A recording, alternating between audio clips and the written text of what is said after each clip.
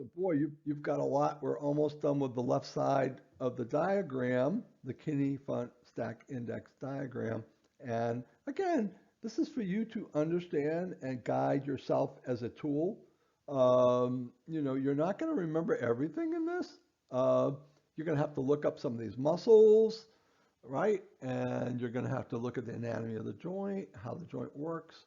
And you're going to learn little by little, but very often, like when we're doing consultations with patients, we show this diagram to the patient.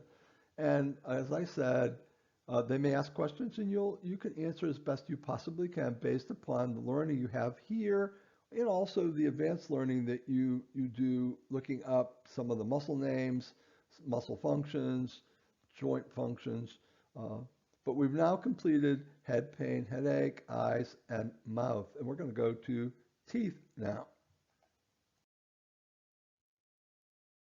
What is interesting to me was I had a friend, I'll even say his name, John Hughes, is a dentist, and I must have been, I think, 1985. And he came up to me and we were talking. He says, "You really need to get this book." And this book was a Upjohn, a drug company, publication. They call them Scope Publications. And the name of the book was Stigmata of Respiratory Tract Allergies, written by Dr. Meyer Marks, who is a physician at the University of Miami, I think he's probably dead. And he walked around preaching about allergies, bruxism, and all the bad things that allergies do. This is really early. He was kind of brilliant. He was a pediatric allergist. And I have a copy of this book in electronic, and you can have it and read it. You should. It's not hard to read. A lot of pictures. And, he influenced me tremendously after reading this book. And I believe that allergies have a great deal to do with the maldevelopment, pore development, and all the pathology of bad things that happen in the face. So why do people clench and grind at night? Well, this is complicated, and a lot of people think of it simplistically, and they say, "Well, this has to do with a brain problem." Bull. It is. It doesn't. There's much more to causing grinding.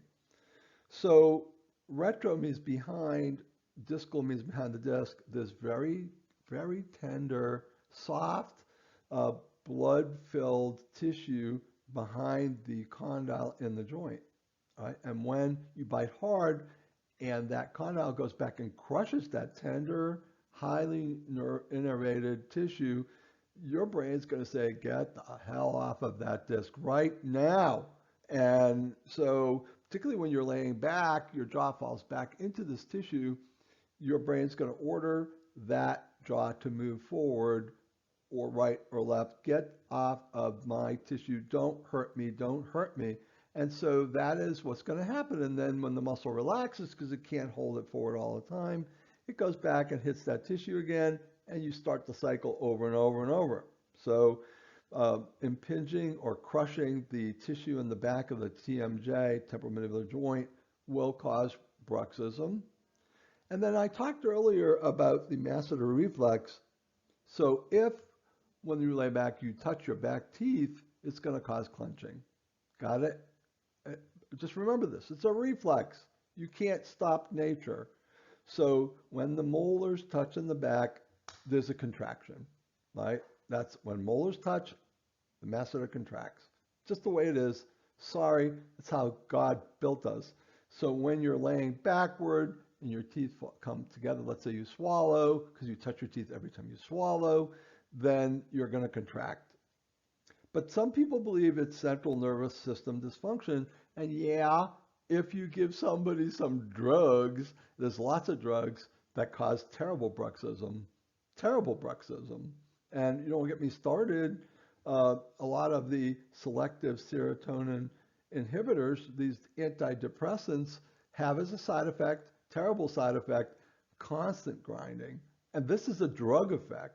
So as we drug our population and make them non-functional, we are going to see more and more clenching and grinding, right? It's just the way it is. It's a drug effect in this way. Now, there's a lot of research and a lot of discussion right now about sleep apnea. Dentists are becoming experts in sleep apnea. And at night, when you go back, your tongue falls back into your throat and chokes you, right? And that's called an obstruction. You're obstructing something. If someone obstructs justice, they go to prison. That means they won't allow somebody to find out the truth about something. And airway obstruction, where the jaw falls back and the tongue falls back, blocks off the throat, then the body's going to try to get that tongue forward, right? It's going to clench and try to pull it forward. And that's part of the bruxism. So sleep apnea can cause bruxism. Oh my God, we're giving all these explanations. And there's a lot of people that believe it's just simply a brain problem for real. And that's all their explanation is. Now, another interesting thing that, again, I got this from the Stigmata, is Eustachian tube dysfunction. What does this mean? Well, you have a middle ear, and inside the middle ear are three bones: the malleus, the hammer, incus, the anvil, and the stapes, which is the stirrup, like stirrup for a horse, where you put your feet in. The malleus, incus, and stapes. Well, there's an eardrum on one side, and the eardrum has to move, right? Back and forth. When you hit a drum, it moves, right? If the drum doesn't move, it won't make sound. So the pressure inside the ear, middle ear, and the pressure outside the eardrum have to be the same. And the way that God designed this, nature designed it, is they have a tube that equalizes the pressure inside and outside, and it's called the Eustachian tube, and it goes from the middle ear down at the back of the throat, up back of your nose, and it's an open tube. So that makes the inside of the ear and the outside of the ear the same pressure. Now, unfortunately, the tube is lined by red tissue called epithelial tissue, and that epithelial tissue is influenced by allergies. So it swells when there's allergies, and then that eustachian tube swells shut, and now the liquid inside the ear can't drain, and it fills up with liquid in the middle ear, and then the bugs say, hey, we're going to go swimming today in this middle ear and create a big infection. And then you have a middle ear infection common with kids. What do? They poke a hole through the eardrum to drain it, instead of saying, oh, let's just take the allergies and open the eustachian tube. And that's how they approach this problem, not from a cause way, the way of etiology, the way of a cause. They're doing it just to relieve the pressure in the ear rather than the cause, which is allergies, blocking of that eustachian tube and not allowing it to drain. But get this, how does the body open the eustachian tube? And get this, it's by swallowing. I kid you not. And when you swallow, you put your teeth together. Oh my Lord. So if you're trying to open your eustachian tube, you're going to put your teeth together and clench and swallow, right? So if a kid got an ear infection and he wants to open up his eustachian tube, he's going to clench and swallow, clench and swallow, clench and swallow, brux, grind, make all kind of noise at night, attempting to open up that eustachian tube. And mamas will tell you this, they hear this kid making terrible noise when they're sleeping. And they go to the pediatrician. The pediatrician doesn't know what the hell's going on. He doesn't say, oh, that's him attempting to open his eustachian tube. Doesn't know what it is. And he's not a dentist. So unfortunately, the way the muscles are all rigged up, opening the eustachian tube requires tension of muscles that pull the palate up during swallowing. And again, we talked about allergy and eustachian tube blockage. So this is an interesting topic for me because I think there's so much stupidity, even with researchers, about this particular issue.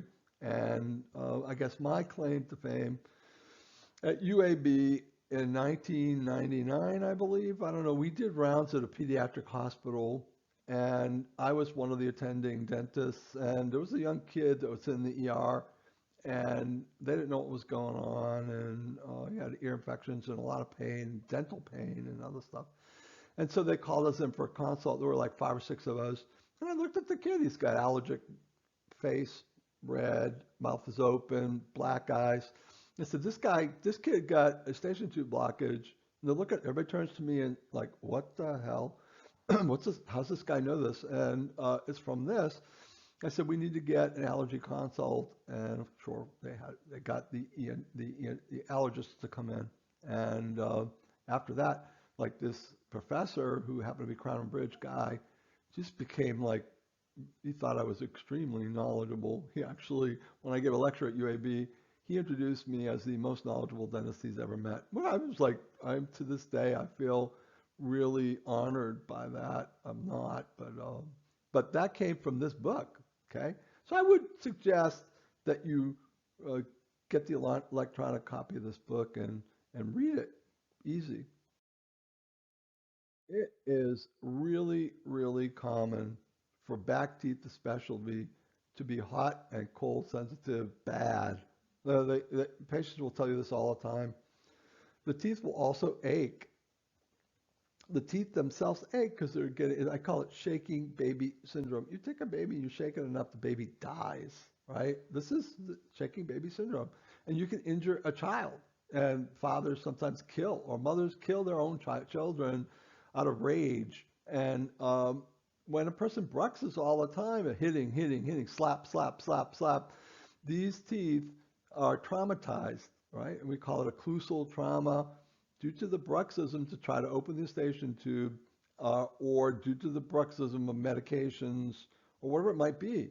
And these back teeth can get loose, and they're very sore, and sometimes the gums around them get red, and they might even be mobile slightly. And it's not unusual for the very back lower teeth to crack in half from people that are bruxers. And I have a book I wrote on X-rays and TMD, and it is extremely common to see many root canals on a TMD patient. Why? The TMD is battering, chewing, hitting all the teeth constantly, no break, and they die. Or they hurt so bad that the dentist that they go to does a root canal. And they do bunches of root canals all over the teeth. Dr. Councilman, who is one of my mentors, sent a paper to me. I have to find it. I saw it where a patient had every one of her teeth root canal, every single one. It was a TMD patient grinding all the time. So clenching is when you bite down hard but don't move. Bruxing is when you clench down hard and move your teeth all around. Got it? And again, looseness and soreness of the back teeth could be caused by airway obstruction and sleep apnea. But again, people will talk about this. And soreness of back teeth can also come from muscle pain, muscle referral pain. So congratulations, you've finished the left side of the kidney fund stack index. This is served as I stop each time. Go back and look at some of the anatomy. What's the Eustachian tube? Look it up in Wikipedia. Look it up in an anatomy book. What are the three bones inside the ear? Look it up. Learn it. Learn how the eardrum works.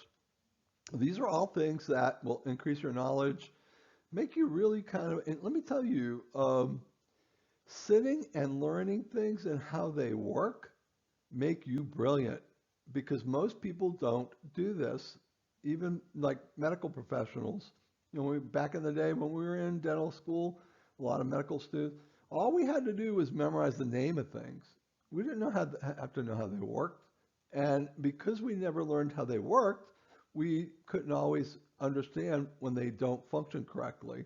And so they misinterpret things and treat things incorrectly simply because they don't know the anatomy, how things are shaped, and how they work, right? So, this is something that's a lifelong thing. You can do it enjoyably. You can also re-look at this video. There's no reason why you can't come back later, do some study, and redo it. It's not that long a video that you can't repeat it. So there are problems that occur with the throat. It's really important. The throat hangs off of the lower jaw. I'm going to repeat this. All the structures of the throat hang off of the jaw. Remember that, because when the jaw is twisted to one side or too far back, it crushes all the structures of the lower part, the throat. And remember, we talked about incoordination, muscles. Well, if muscles are not at the right angle and length, like if you stand and then squat a little bit, that's not normal. Your muscles aren't going to work the same as if they have been straight standing up. So the same is true with throat muscles. When the throat muscles are not in their right positions because they're crushed backward due to a lower jaw that is too far back and a head that's forward, these people will have swallowing difficulties, right? Very common. And sometimes they'll say, well, I can't swallow a pill. Like, doctor, you want to give them a prescription. So do you have that in liquid form? This person probably has a TMD problem. And that is one of the indicators, right? And this is good for general practitioners who, do extractions and other things, root canals, and they give a prescription and the patient says this, and they should investigate to find out why they can't swallow a pill. The throat is called the pharynx. So pharyngeal means having to do with the throat, right? And the muscles do not work together. Like if you've got several musicians in an orchestra not playing together, it sounds terrible. They're incoordinated. They're not working together, right? And as muscles are twisted and pushed because of the jaw being twisted and pushed, they don't work in coordination well, and you can't swallow very well. And certain nerves can get trapped and crushed or moved, right? And this is a very important concept, that you can have nerve entrapment to the muscles. So muscles function, their orders are taken by wires called nerves and then the brain. So you can have incoordination. One of my claim to fames is I had an ear, nose, and throat, get this, throat, ear, nose, and throat physician whose daughter had felt like she said she felt like she had something caught in her throat, and he did an MRI because of the headaches, and he was looking for a tumor or something, and he ruled that out. Couldn't figure out what was going on, and someone suggested to come to see me. And this is a professor of otorhinolaryngology. And so I did an exam, and he was there with his white coat and all his letters, and he was saying, well, Dr. Podolsky, this is one of the most comprehensive exams I've ever seen. I've never seen this type of examination. And it was wonderful. We're now having a professional communication among specialties. He came over to my office, incredible.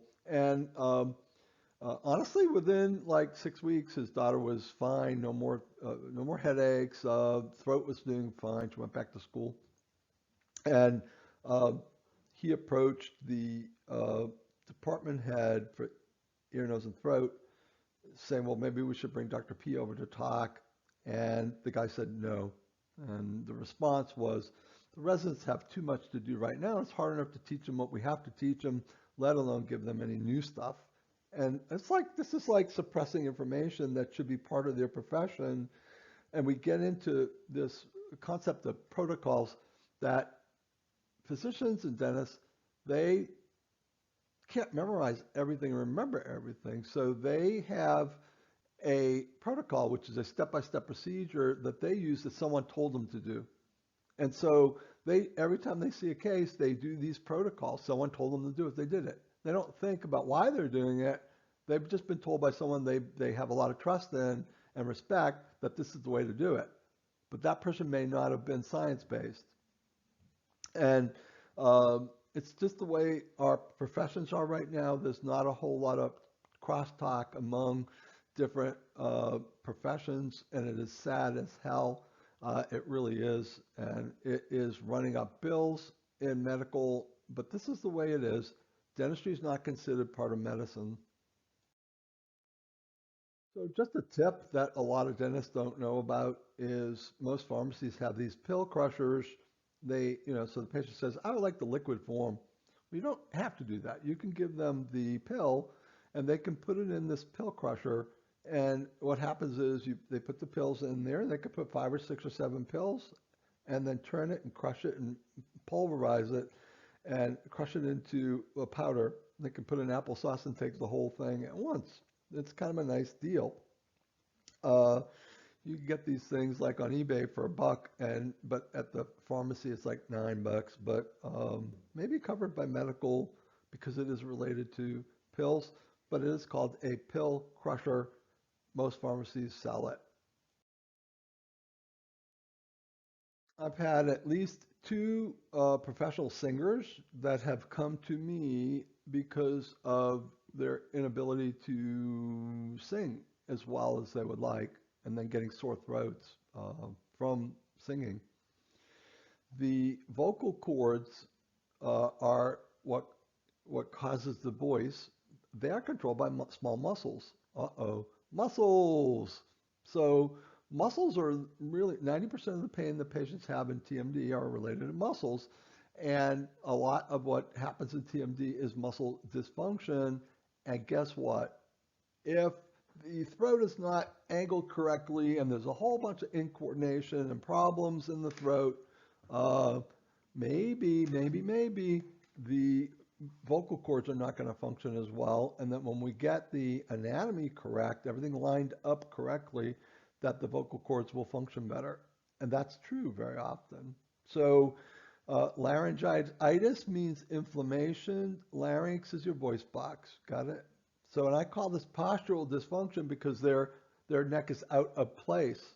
And a lot of these people are chest breathers rather than belly breathers, and this is because of the shape of their neck. And when we get their head back and their belly breathing, they can sing better.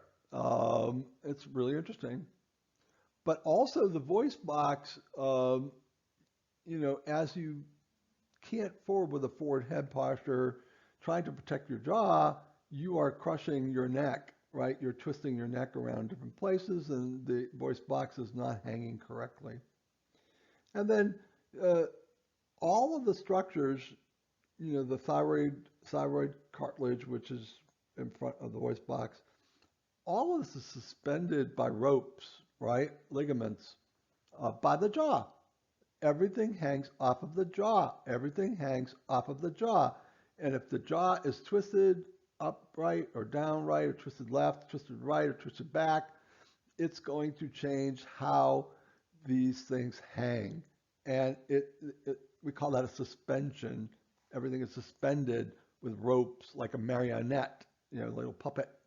And if you have deviations above, you will have deviations below. To deviate means to go to one side, not straight.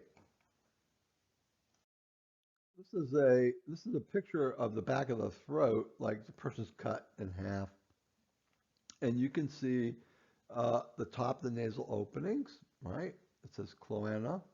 Then you've got soft palate, the muscles, the uvula, which sticks back in the throat. You can see that when you're looking back in the throat. Then the tongue, and below the tongue is the epiglottis. Epi means around. Glottis is the tongue. Around the tongue. And that thing flips back and forth. And there's a hole going down into the larynx or the voice box. And everything is suspended, right, off the base right here, off of the maxilla, back of the maxilla. And also, you look at the tongue is right there. You can see that tongue. And as the tongue moves, all that moves left and right, forward and back. It's all suspended. Got it? And take some time. You can look at anatomy books. You can get anatomy books for nothing, and you can get some really, really, really nice photographs too, and diagrams off of Google, and take each term. For example, larynx, and go to Google and put in larynx, and go to pictures, and go to make it tools, and then large pictures only, and then download these into a file and go through the pictures, and you can learn a lot by doing this. A lot of TMD patients, say they got sore throats all the time, and it is a very common finding. And it could be due to mouth breathing, right? It could be just due to sinus infections, postnasal drip, a lot of things, or combination of things. But very often, TMD patients will tell you that they have a sore throat, right? And then you treat them 6 weeks to 3 months later, and they just feel like, well, everything seems to be working better, right? It could be sore because the throat collapses on itself, and the different tissues touch each other when they're not supposed to, and it causes irritation.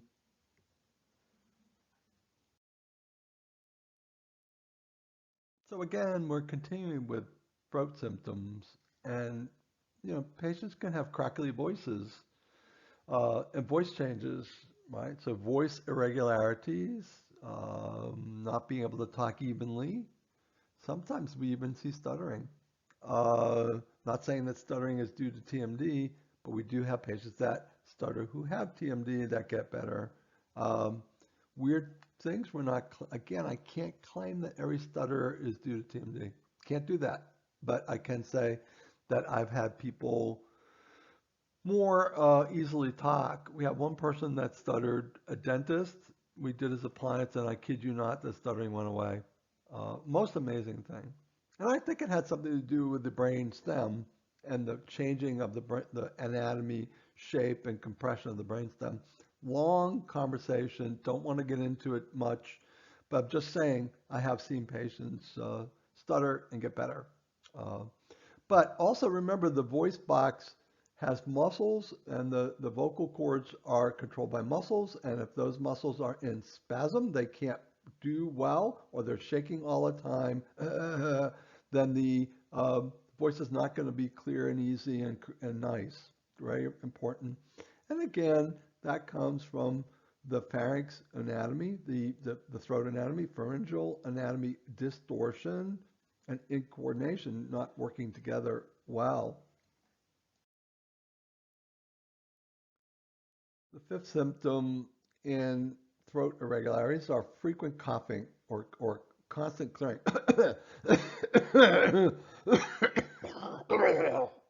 of the throat.